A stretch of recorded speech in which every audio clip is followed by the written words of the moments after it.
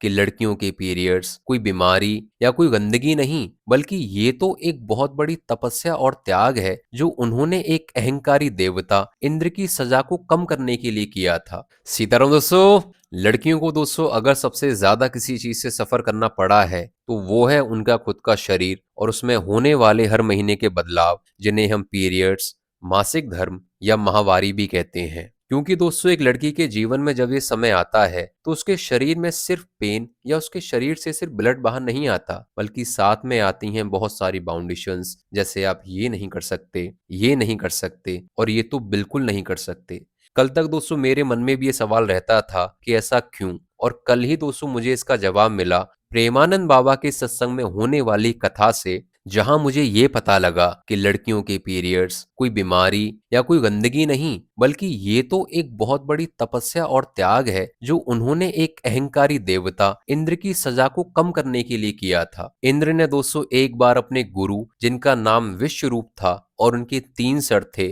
और जो कि एक ब्राह्मण भी थे, उनके तीनों सर काट दिए। क्योंकि दोस्तों वो यज्ञ करते टाइम एक आहुति देवताओं के लिए देते और एक आहुति धीमा बोलकर राक्षसों के लिए देते, क्योंकि दोस्तों उनकी माता राक्षस कुल से थी। इसके बाद दोस्तों इंद्र को गुरु हत्या और ब्रह्म हत्या दोनों लगी और उसी दोस्तों सजा से बचने के लिए इंद्र जगह जगह भटकते रहे। फाइनली दोस्तों ऋषियों ने बैठकर इसका ये समाधान निकाला कि इस गुरु हत्या और ब्रह्म हत्या की सजा को 4 लोगों में डिवाइड किया जाए। पहला पृथ्वी, दूसरा पेड़, तीसरा जल और चौथा स्त्रियां। स्त्रियों में दोस्तों ये जो सजा आई वो आई उनके पीरियड्स के रूप में, और इसीलिए दोस्तों आपको उन 3 दिनों के लिए सारे काम करने की मनाही होती है, सिर्फ एक काम छोड़कर, जो कि है बैठकर भगवान का भजन करना, यानी कि उनका नाम लेना। क्योंकि दोस्तों आप एक ऐसे पाप की सजा काट रहे हैं जो आपने कभी किया ही नहीं, और आप उन 3 दिनों या 5 दिनों के लिए गुरु हत्या और ब्रह्म हत्या उन दोनों को भोग रहे हैं, या यूं कहें कि उन 3 दिनों या 5 दिनों के लिए आप पापी हुए